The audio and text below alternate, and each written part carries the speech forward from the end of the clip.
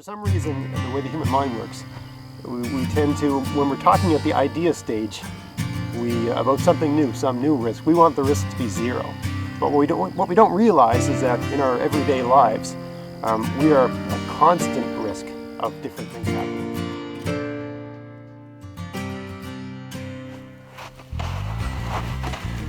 Hey, it's Greg here at MaritimeGardening.com, and I'm doing a video today about what I've done in my garden to mitigate the risk of being bitten by a tick, and I guess by extension the risk of getting Lyme disease. So what I'm going to do is talk about how I arrived at the approach that I take, what I've done, and how I think it works. So right off the bat, when I was a kid growing up, I grew up in the 70s, and I live in Nova Scotia, Canada, and ticks when I was a child were a story you were told that were something that happened in another part of the province, in the farthest most western part of the province. There were these things called ticks, that if you went fishing or that sort of thing, if you were out in the woods or in grass, you might farm or something like that, you might get ticks. But they weren't a problem where I lived. And I probably would have lived maybe a 3-hour drive from that part of the province.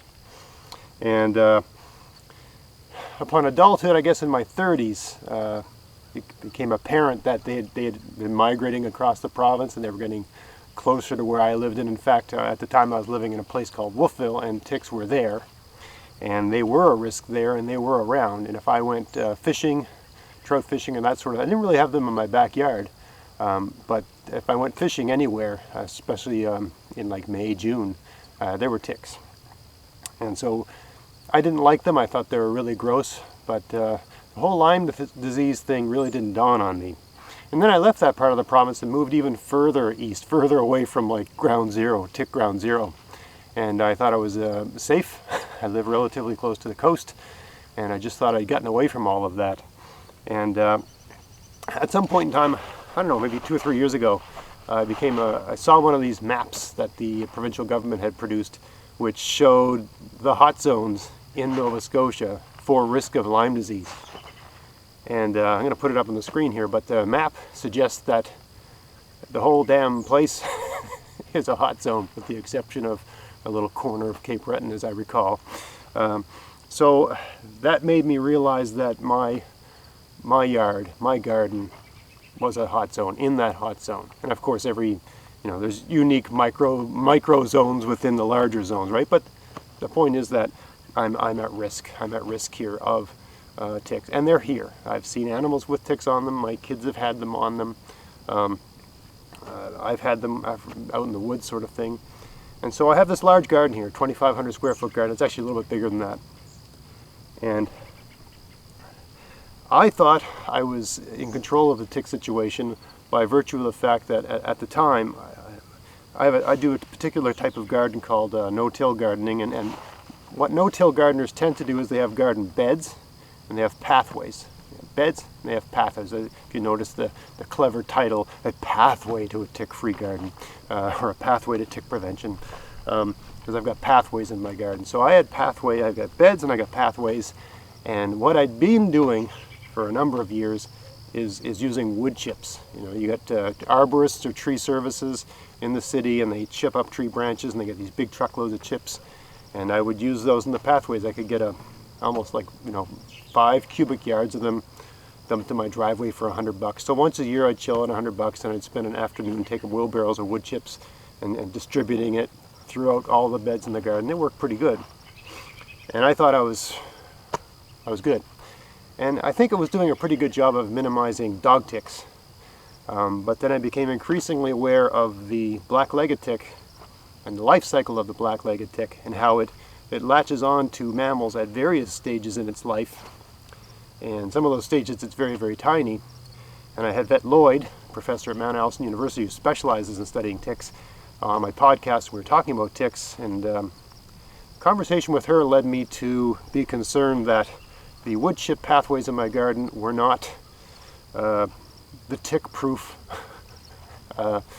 garden pathway medium that I was buying, or you know what I mean? I wasn't getting what I thought I was getting.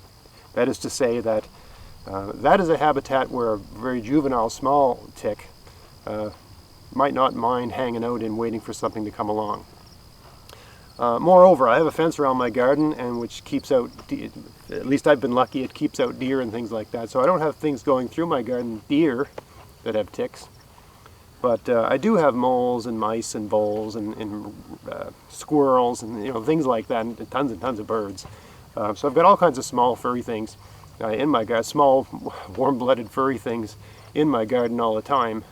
And it's very likely, and those are the kinds of things that those juvenile ticks tend to like to latch onto at that stage in their life. So it's certainly very possible that I was at risk of having black-legged ticks in my garden. And what am I doing when I'm out in my garden? All the time. I'm kneeling, I'm sitting, I'm crouching, right? I don't do everything standing up. All my gardens are at grade, and so I'm kneeling down all the time. And yeah, I might put on some high rubber boots. But if you're kneeling, the boots don't matter. So, and if you're busy gardening and that sort of stuff, you're really not focused on anything but your gardening. So, yeah, at any point in time, kneeling in those wood chips, I could have little tiny juvenile black-legged ticks crawling up my leg. It's never happened, right? But I knew I was at risk because I'm in that zone where the risk exists. So that led me to consider another approach, and as you can see around me, the approach was to use sand. And I'll tell you how I came up with the idea, but first I want to talk a bit about risk, because I think when we have a problem like this, something like a risk of something, we tend to seek what is the solution that makes the risk zero, right? And for some reason, the way the human mind works, we tend to, when we're talking at the idea stage, about something new, some new risk, we want the risk to be zero. But what we don't realize is that in our everyday lives, we are a constant risk of different things happening. I drive to work every day, weekday, through traffic in a city, and I'm at risk of having a car accident or even being killed every single day when I get in my car and engage traffic. Some person could be not watching what they're doing and T-bone me, or I could just have a bad day, or maybe my reflexes are poor, I'm tired, and make the wrong decision. I could hit a pedestrian. Like, there's always risks, right? We deal with risks all the time. You walk into a mall, you could pick up a virus that kills you, right? So I'm not trying to freak anybody out here, but the point is that we deal with risk all the time. And at least at a subconscious level, we're okay with low risk. I mean, I'm sitting out here filming this video right now, and it rained a little bit. I suppose I'm trying to shoot in between the rain here. I suppose it's not outside the realm of possibility that a lightning bolt could come down right now and kill me. I suppose there's a risk of that. I'm also standing next to a wild forest. A giant crazy black bear could tear out of the forest right now and eat me, right? And I'm an avid angler. I do a lot of fishing, and I don't go to like places on the side of the highway. I go in the middle of nowhere to fish by myself. So there's always the risk of being eaten by a black bear or torn apart by, the Nova Scotia coyotes, the coy wolves or whatever. But it's really low. It's so low. It's the same risk. There's probably less risk of that than having a really bad car accident. The risk I take every single day when I go do my office job, getting in my car and driving to work, I'm probably at greater risk during those than just about any of those other scenarios, even though the notion, I'll tell people, yeah, I spent the night in the woods last night. Oh, did you bring a gun? Aren't there bears? It's like, no, I didn't bring a gun. I mean, the risk is so low, right? And they're scared of you, by the way. People kill and eat bears, so bears are afraid of people. Anyway, getting off topic here. So you can avoid risk. That's one way to mitigate it, right? Just to avoid it altogether. But if you're a passionate outdoors person, you love the outdoors like I am, it's just not acceptable. I mean, going outside and doing things, whether it's in my garden or fishing or hiking, that's how I stay in shape. That's how I blow off steam. That's how I, almost like a therapy, just to sort of be at peace and be at one sort of thing or whatever, or just clear my mind. That's just part of my everyday. An ideal day for me is a day where I get to spend a couple hours outside doing something that I want to do, not necessarily something I have to do. So the idea of avoiding my garden or avoiding the wilderness for fishing and stuff like that, it's just unacceptable. But that is a good strategy for, you know, reducing. You can reduce the risk to zero by just avoiding where the ticks are. If you just spend your whole life indoors and on pavement and so on and so forth, you'll be okay. But that's unacceptable. So what we're trying to do here is mitigate the risk, right? Bring it down to a level that's on par with the risk I take every day when I drive to work, a risk of a car accident, or even better than that. And that's where these sand pathways come in. So let me talk a little bit about how I came up with this idea. I got an area beside my house. Here, I'll show you. So a number of years ago when I bought my house, I bought this house in 2011, and we had young children at the time, 1-year-old and 3-year-old, and we thought, well, let's make a sandbox for the kids to play in. And this sort of deck area is where that sandbox was. So this area is maybe, what would it be, 18 feet by 20 feet maybe, give or take. And we initially put gravel down here, and weeds came up through the gravel. And we initially had gravel, and just in the corner over there we had sand. Okay, so this whole thing was gravel, and there was a corner over there, maybe an area 8 feet by 8 feet where we had sand. I just bought the cheapest sand you could buy from a landscaping, resource provider, which would be the septic sand. And what I noticed is that the sandbox that I built for the kids, the sand was about 6 inches deep in the sandbox, so they could dig, right? It never really got weeds. Weeds would not grow in it. And I think why that is the case is because, aside from the fact of sand just having almost no nutrients at all, it just doesn't hold water, right? So a seed can't germinate. It might get a little bit wet, but then the water drains out of there really quickly, and so the seed dies and doesn't have what it needs. As long as the sand's deep enough, very few seeds are able to actually get down to the soil where the water's retained. So a little while later, when we were thinking of turning this whole thing into a deck, I just said, why don't we just cover the whole thing with sand and make just a little, you really don't walk on an entire deck, you kind of sit on a deck. I'm a very frugal person, very pragmatic. So I said, why don't we just put sand down over this whole thing? Maybe at $200 I can cover this whole thing with sand and just make a little pad to put our table and chairs on for picnics and such. So that's what we did. And that was, I don't know, maybe 3-4 years ago we did that. And I would say, this sandy area does get the odd weed, but I'd say I'd spend 5 minutes a year weeding it. There's a couple weeds here right now. They pull out really easily because they're just rooted in the sand. There's really nothing, the sand never compacts, right? It's always loose. And so they really aren't in there very well. And so maybe once in the spring and once around this time of year, we'll just go through with a little bucket and pull the weeds. It takes a few minutes and it's done. And so I did that for a number of years. And then once I started becoming concerned about having ticks in my garden and the pathways, I decided, why don't I just carry this idea into the garden? While the sand costs more than the wood chips have to be replenished every year. They're constantly breaking down. So I thought, well, why don't I just fork some money out? It's about $38 a cubic yard to buy septic sand. That's just about the cheapest kind of, if you can get a cheaper source, I use whatever you can get. Septic sand is ideal in a lot of ways because it's not all the same size, it's different sizes, so it tends to stay put. If you have a bit of a slope, it might run a little bit with the rain, but for the most part, it doesn't. It seems to stay in place better than other kinds of sands. It doesn't blow around with wind. We had a hurricane here. It's not like there was sand blowing all over the place. It's fairly large granules of sand, and there's little rocks and different things in it, right? So it's a multi-grade, I guess you could call it, sand. So because of that, it's almost like it's not like aggregate gravel, but it is in the sense where it tends to stay put, which is what you want. So let me just take you back to the garden and show you how it's been working for me. Alright, so we're back in the garden here, and I got the sand pathways, and I thought I'd just give some reflections on how I found it to have worked over the course. I put this all down in May, around the middle of May. It's my first year with it. And I'll talk about some of the benefits of it and how it's worked for me. I can say that one of the main benefits of it is that it's fairly weed proof. I have to say fairly because it's not 100% weed proof.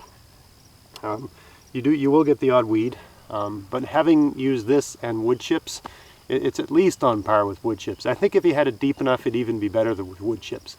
I didn't really order enough to get a really good layer down, so I would recommend like 5 inches deep, whereas in the garden here it's maybe 2 to 3 inches deep. So certain kinds of seeds, they can send something down. So underneath this sand, and that's the other thing, underneath this sand is I had layer after layer after layer after layer of wood chips on soil. And while you know, and then the very top part of that might be relatively low in nitrogen, it's perpetually breaking down. So there's basically relatively fertile soil underneath the sand. To that effect, I mean, I can see right over there, there's a place in my pathway where I've got kale growing from seeds that it would have just been dropped there in the sand. Those seeds found their way down.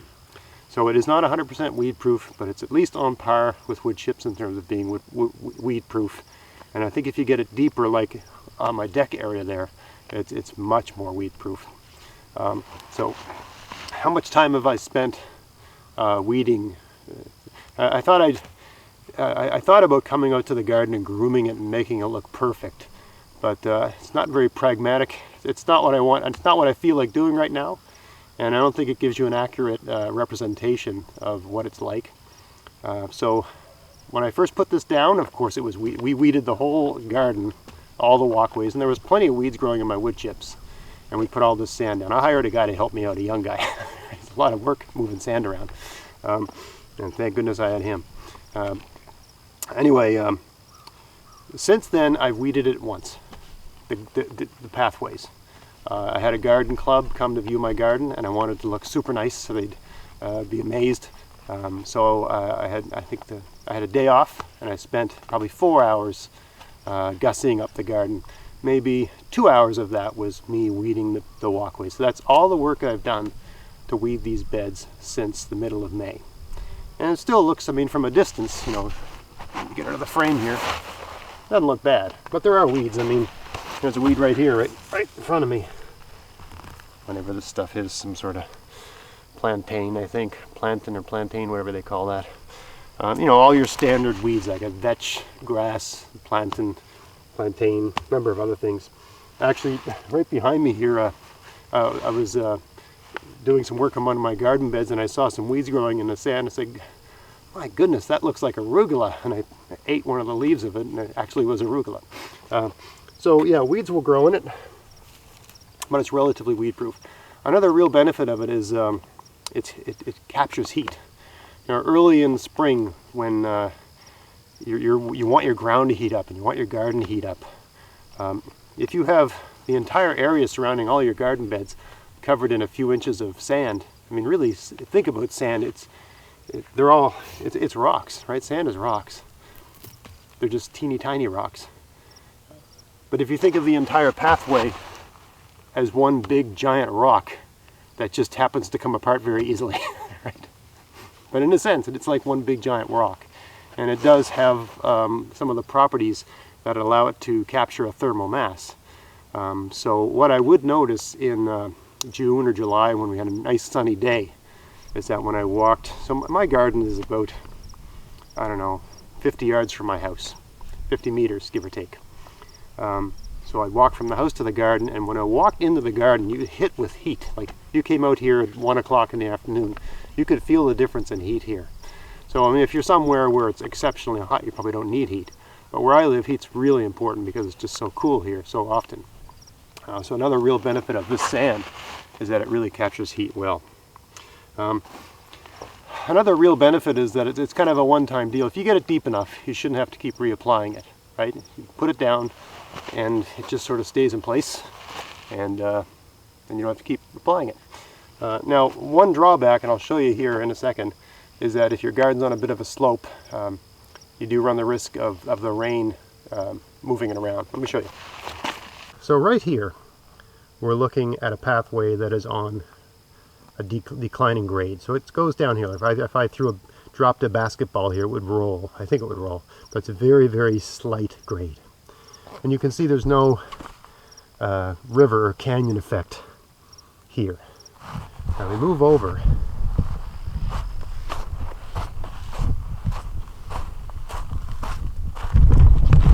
To this part of the garden. It's only slightly steeper here, just a couple degrees steeper. But you can see that a canyon has formed. Now, I mean, we had a hurricane here a couple weeks ago, and we got like 50 millimeters of rain in an hour. And this was the result. This resulted from that. So there's only been 2 rainfalls this entire summer that caused this. And it took a couple minutes with a rake to gather it up. But all I really need to do is put a couple steps, sort of logs across there to slow down the velocity of the water running through the sand so it can't pick up any speed. And that should mitigate that. And I plan to do that this fall if I can find the time. So that's the only drawback. If your garden's on a slope, you're going to have to terrace it a little bit to keep some sand from running. But this is the only part of the entire garden where this happened. And I think it's because mainly it's opposite this steep slope here. Right, so the rain comes down off that little hill and goes this way. That's why it's a problem. So yeah, there you have it. This is what I've done to mitigate the risks of having ticks in my garden, and the risk of getting a tick on me, or by virtue of that getting Lyme disease. Before I did this, as I became more and more concerned about ticks, what I would do is every time I'd been out here, if I was out here for a good amount of time, I would go inside and take a complete shower and inspect myself thoroughly, which is still a good thing to do. But I would do it like those guys that have had like nuclear exposure. They get those showers, they take the suit off and they take a full shower sort of thing. That was how I was treating myself. That's why I had to treat coming out into my garden, which isn't very pleasant and far more medical than anything else, whereas this garden is supposed to be a sort of peaceful, meditative place. It's relatively inexpensive. It's sort of if you do it deep enough, it's probably a one-time thing because the sand doesn't break down, and if you're on a flat grade, or you're clever in how you set it up, it shouldn't run away. And it mitigates the risk of ticks in your garden and should make gardening a more pleasant, less risky business. Hope you found it interesting. If you did, please like, share, subscribe. Check out my podcast, maritimegardening.com. And until next time, get out there, get at it, have fun in your garden. Thanks for watching.